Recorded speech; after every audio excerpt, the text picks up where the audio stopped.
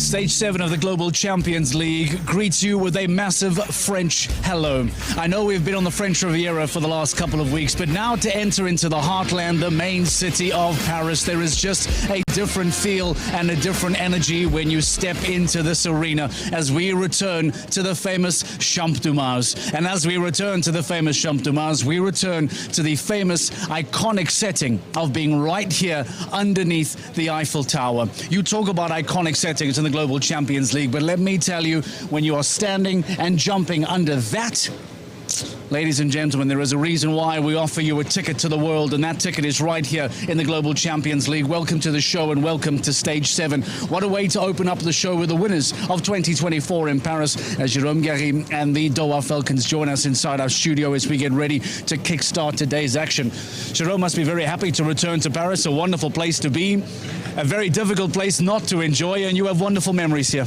Yeah, of course. We won in 2017. We won also in 2021, and last year, 2024. Okay, it's always really special when you're here in Paris under one of the most popular monuments, the Eiffel Tower.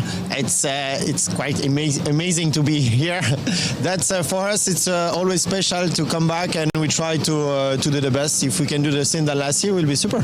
This is a very busy period for the teams. As we said, there's a couple of stages on the French Riviera. We go from there straight here to Paris. We have Monaco in a few weeks' time.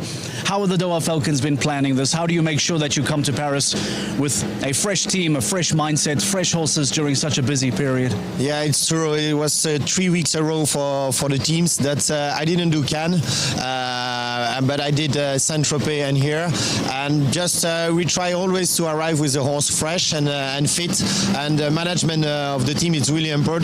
That's why Julien is not with me this weekend, but I will be with Willem Vermeer. He did Cannes with Julien. Julien did with me Saint-Tropez, and this weekend it's me and Willem. It's really important to manage the horses and the plan to arrive with the horse fresh and in a good shape. Absolutely. Talk to me about what is the feeling like in the Doha Falcons now with where you stand in the competition? What has the conversation been like in between shows? Where is the team feeling that the energy is? Honestly, we have good things and bad things. We are not the best start. Honestly, we make really good rounds, but sometimes we make mistakes. For the moment, we are not so high in the ranking. That's we know that Monaco will be the last competition in the half season. That's we have now to be motivated. Perhaps we will change some riders to come with fresh horses. But we have a lot of discussion to be a little bit more stronger. But we are here back in Paris, and we are really motivated to do a good result. What was the ambition at the start of the year? You mentioned Monaco being the halfway point. Are you able to share with me maybe what was the conversation, the desired plan at the halfway stage? What were you hoping to be? Where do you find yourself in comparison? Exactly. This year we were just a little bit disappointed about our result, because last year we were a little bit better.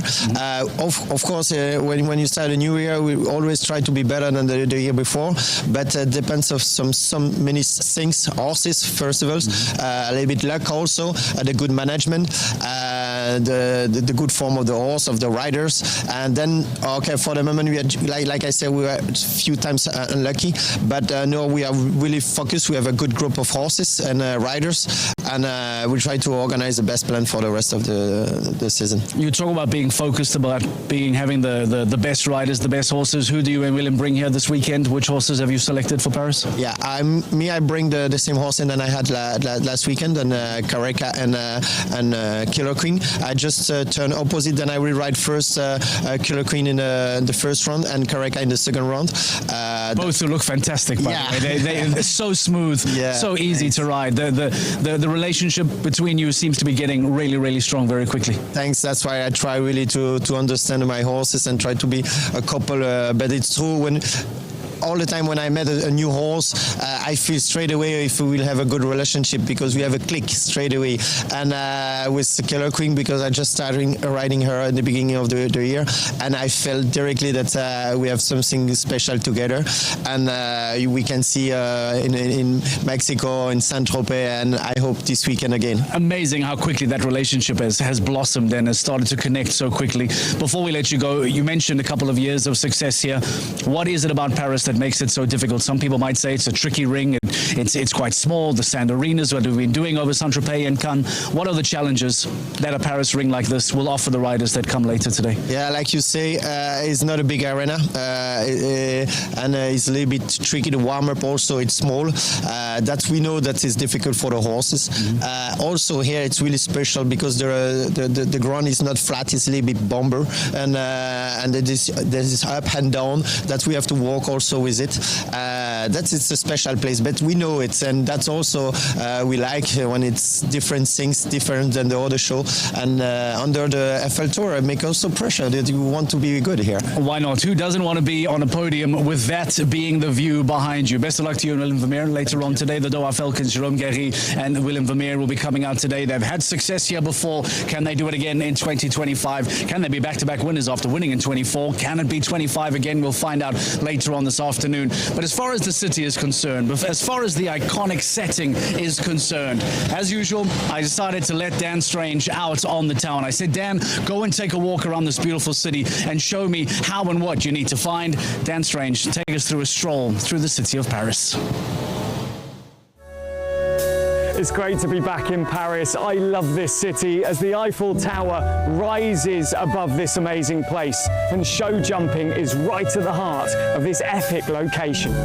Like the levels of the Eiffel Tower, each GCL round rises. But it's not just the height of the fences that go up, the stakes do too. Level 1 is round 1. The fences are set to 1.55 meters, meaning the teams can really lay the foundations for the best qualifying position into round 2. Clear rounds settle the nerves, as the teams look to be as late in the starting order for round 2 as they can possibly be. Round 2, level 2, a new challenge, a new course. The fences go up to 1.60 meters. The margins tighten, one rail down and everything can change. The leaderboard can be flipped around. Now, consistency is key. But only the best can rise all the way to the top of the GCL podium. In Paris, the views are just breathtaking. And so here we are, one city, 2 rounds, and as the bar rises, the Eiffel Tower is watching.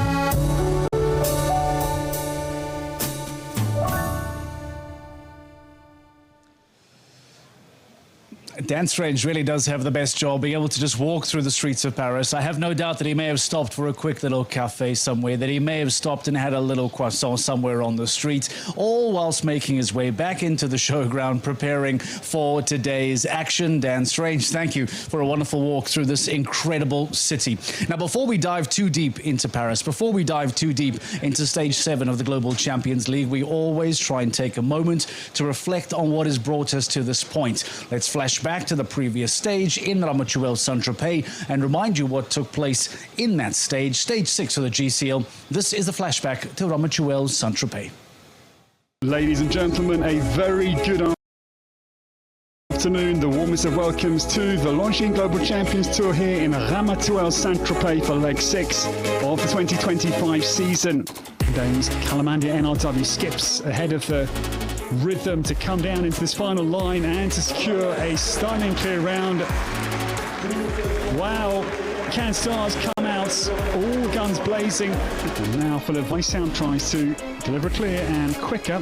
And it's going to be surely a walk in the park here for Philipp Weishaupt to come home inside last year's champions. Oh, winning time, but the drama. That's a move very close in behind Shanghai Swans because they're second in Shanghai. And there it is, Volkswagen United. The roar goes up, Hans-Dieter Dreyer. Gilles Thomas. Gilles Thomas is going to go just ahead, isn't he? Yes, 1:41.31.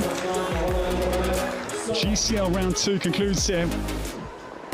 Vladimir Dupont secures a great distance, I thought, but a little the acceleration, I think, may be the reason. The fence goes, there it is, and more trouble. It's unbelievable. It does mean Volkswagen United win here. It is turning out to be a fantastic season for Falcons United. If you remember, they were second in Shanghai, winners in Madrid, now winners in Ramachuel, Saint-Tropez. The men in blue are firing, and they are putting up a serious championship drive here in 2025. Lots of talk around the Shanghai Swans being the team to catch, but most recently, the Cannes Stars, powered by the Iron Dames, they found themselves coming back into the championship lead, but never forgetting Falcons United, who continue to knock on the door and continue to keep those top championship teams on their toes. I've given you an insight as to what the championship table looks like. Let's give you an idea what the official rankings look like now, because coming out of stage 6 in the Ramachuel Saint-Tropez, we officially had new championship leaders. The Cannes Stars, powered by the Iron Dames, now firing themselves back into first place as they now once again become the team to catch. The GCL champions of 2024 once again on top of the standings now, almost midway through 2025. Falcons and Shanghai continue to have this battle. And perhaps somewhat of a surprise, in fourth place, we find the Saint-Tropez Pirates. After that fantastic win earlier on the season, they picked up maximum points there and are now just behind Shanghai. Prague Lions, Madrid Emotion, the Razorback International, even New York Empire, all find themselves now battling for a top 4 spot. And as the season unfolds, we'll remind you more and more of the importance of finishing inside the top 4. But what is happening to the Doha Falcons, as Jérôme Guéry said earlier on today, not where they want to find themselves. And the Stockholm Hearts, powered by the H&M We Love Horses team, boy, this has not been a season, at least the start of the season, that they want to find themselves in. That is shaping up to be an intriguing battle from the Doha Falcons, the Scandinavian Vikings, Stockholm Hearts, and even the Paris Panthers, who are all looking to avoid that scrap at the bottom. And because now of new championship rules that have been brought in 2025, all of a sudden finishing bottom has some significant outcomes. Because in previous seasons, finish bottom of the table, all it means is that you'll be very first to go in the quarterfinals at the GC playoffs at the end of the season. Now there is more at stake. With the team that faces the last position, they will not go to Prague. They will not compete in the GCL Super Cup, which is the big prize at the end of the season. So let's focus on some of those teams now that have found themselves in this battle. Which of those teams, then, as you saw on the table, are struggling and fighting it out? Well, let's give you an idea as to what that looks like at the bottom of the championship table. In a fierce competition like the Global Champions League, there's one battle that barely makes the headlines at all. Down at the bottom, the stakes are different. There's no pressure to win it all, just a pressure to be resilient, stay in the game, get every point on offer, and just keep jumping as best you can. This is the League of the Last. Johan, obviously a disappointing elimination in Ramachuel Saint-Tropez for Scandinavian Vikings. Here in Paris, how do you bounce back from that? And I think we have a very good team, so we can really be bouncing back from last week's happening. So hopefully this week I really think we can do it well. As a team, maybe we had bad luck, but I hope like everything can go better and we can get some good results as a team and not only like some good individual like results. I think we're a little bit in a moving year. We have a little bit less horses, a little bit less horsepower, but I think we're only halfway. We're going to try to do a better job this week in Paris and go from there. I mean, we knew to start out the year there was going to be an experienced year overall. Of course, our goal isn't to be sitting in the 17th position right now. We hope to improve. And I think here we have quite a competitive team, I hope. We'll do our best for sure tomorrow. I mean, we always need to believe our horses are developing, which was our main goal. And the results will come. There's a long way left to go in the season. How do you use Paris as a springboard to push your way up the Global Champions League table? I think for me it's a very good experience. I'm here with my best horse Memphis. Johan brought also Harwich, his best horse. So we should be normally a strong team this week. Jorge is also here with the good horses. So I think this week can be good for the Vikings. I think for sure second half of the season we want to get a bit up the ranking. I just don't know and what is possible where we can end up, but hopefully back into the top 10 that will be for sure hopefully possible, yeah. If you finish in that position, you can't go to the GC playoffs in Prague. You don't go to the GCL Super Cup. From now, what are the aims? What are the aspirations for the Paris Panthers? Jump clear rounds. I think jumping clear rounds is the main goal of every rider going to a ring like this. And I feel like I am and we are getting closer to it at every show. And as we said, this is, of course, we want to go to the playoffs. It's a beautiful show. We would be ashamed to miss it. But there's other years. Our team is developing, and we hope to. This is only one of the future seasons we compete at the Global Tour. Okay, I think we're trying to focus show by show and try to make the best plans with the best couples. But I think we still have a long way to go to Prague. Other years we were quite lucky enough to be always been fighting in the first or second spot, but now we're going quite far back. So I think, I think now the plan is to get qualified for Prague, and I think that's the main goal for the moment. I have my best horse here, and hopefully we can be strong in the field here. Jumping clear rounds, making sure that you and your horse are feeling better, more connected and ready for better results. That is what is key. That is what the goal is going to be for those teams that are now fighting it out at the bottom of the table. And as Dan pointed out, as the riders pointed out, the idea of missing out on Prague, the idea of missing out on the GC playoffs at the end of the season, the idea of missing out on a GCL Super Cup position, that is just absolutely devastating for these teams that spend the entire season trying to collect championship points to try and get to the biggest stage of them all. To miss out on that is going to be a devastating pill to swallow. Let's take you through the start list of what it looks like here today for Global Champions League Round 1, live from Paris, Stage 7, about to get underway. Round 1 teams are selected by an auto-generated computer. Saint-Tropez Pirates will be first to go. Istanbul Warriors, powered by the Carpe Diem equestrian team, will be second.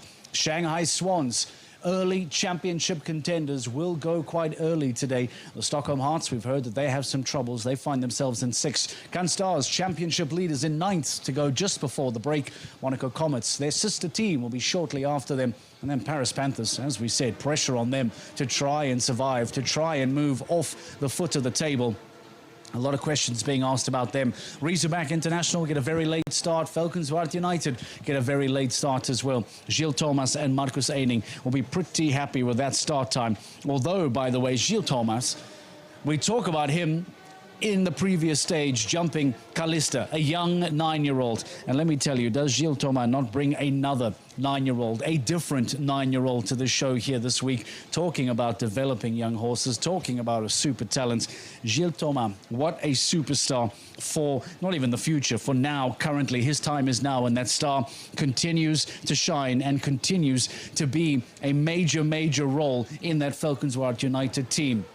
Something very similar is happening in the Paris Panthers. We've spoken about their troubles, but let's talk about Luis Felipe Neto da Azevedo, because here is a young man that is carrying a lot of weight on his shoulders. He has competed many times in this GCL season already. He jumped in Doha, in Mexico, in Shanghai, where the team were eliminated, and most recently in Madrid as well. He is, without a shadow of a doubt, one of the anchormen for the Paris Panthers. We took some time to catch up with him to get a better feeling for the team. Lewis, a home show for Paris Panthers. Just tell me about the pride and the emotion you feel. Of course, it's a special show for us. I mean, this magnificent setting.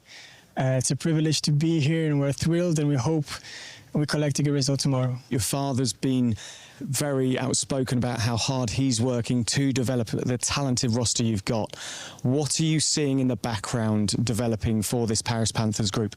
I mean, my father is having the difficult role of being quite the leader of the Paris Panthers with his amazing mare Sierra. And I mean, there's myself from the young generation, Mariana, Carla, and Alex. So I think we have a pretty good group. And I think it's a question of time of developing the horses, the riders, and we'll come back even stronger next year. Are you enjoying your role in a leadership role? I mean, it's a privilege to be able to be underneath the leadership of my father. I feel like in this team also, I'm having the privilege to ride in the teams and to be kind of also a bit of a leader. And I'm embracing that role, and I'm really happy about it. Does the leadership role affect then how you ride? Does it change when you go into the arena, or are you able to switch off from that? I mean, I was lucky enough to compete at various important shows despite my young age. So I think pressure is a privilege, and we just need to take advantage of it. And at the end, it's you and your horse out there.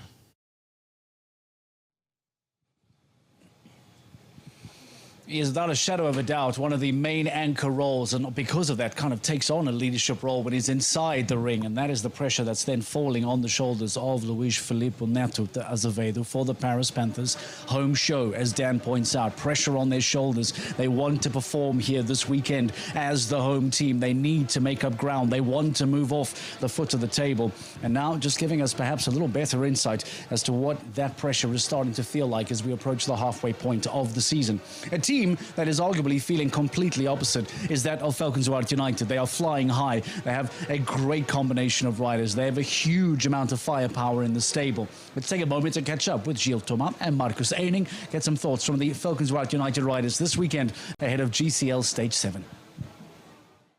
Thanks, Mark. Yep, I'm in the arena with Valkenswaard United, with Marcus Eining and Gilles Thomas.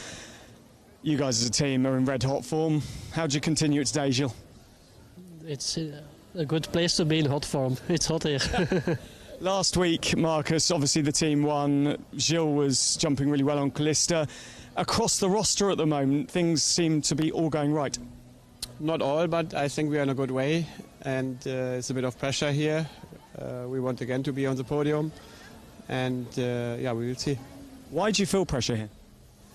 Because if you ride for Jan Tops, you're always under pressure, and at the end we want to go clear, for sure on the podium. That's our goal, and that makes it even more exciting. As you say there, this team have a legacy. They also have a legacy of building up exceptional under 25 riders. Excuse me. Ingrid comes into the group today. How are you guys helping her to feel at ease? Yeah, I think just of being here, she will learn already a lot. Just of watching all the other riders. And okay, she has her own trainer, Jessica Curtin, also here. So yeah, but if she has a question, she always can come to us. What do you think today is going to make the difference between you getting on the podium and not? Obviously, there's always pressure, and it's really tight margins with Cannes and Shanghai.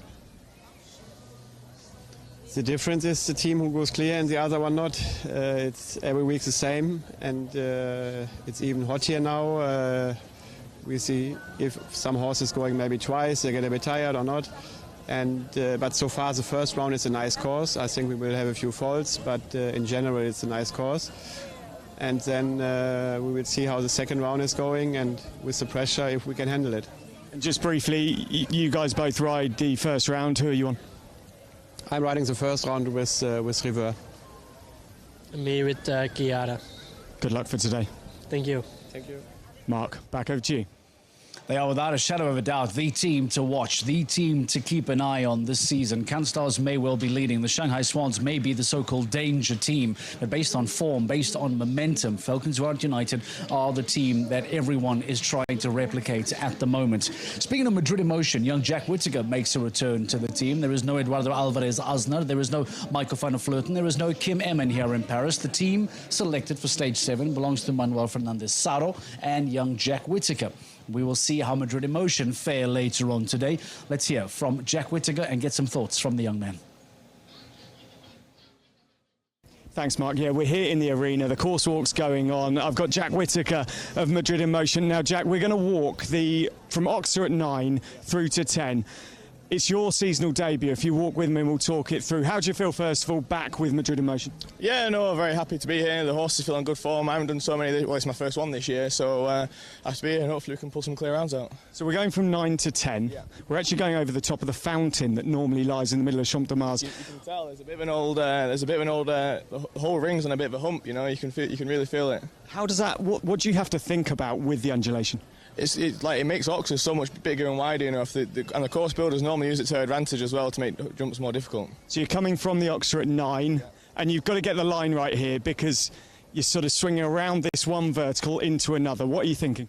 Well, it's not even the line that's so difficult. It's just the fence on its own. It's a bit stuck on its own. It's a big jump, and it's jumping into the people. The horses are going to want to jump right, you know. So it means they finish their jump early, and then they're going to try and cut across and pull it out behind, get in the way here. We are in the way, but that's okay. Valmy de Lalonde, you're on him today. Yeah. Form? What's his form? He's on very good form twice at the moment. That's why I'm pretty confident. I'll be pretty confident going into this. He's very comfortable around this height, and I'm very comfortable with him around this height. So happy to be here. Hopefully we can do it. Fanfa had a word with you just before we went on air. What did he say? Amigo, jump clear. Well, good luck. We'll do that. Back to you, Mark, in the studio.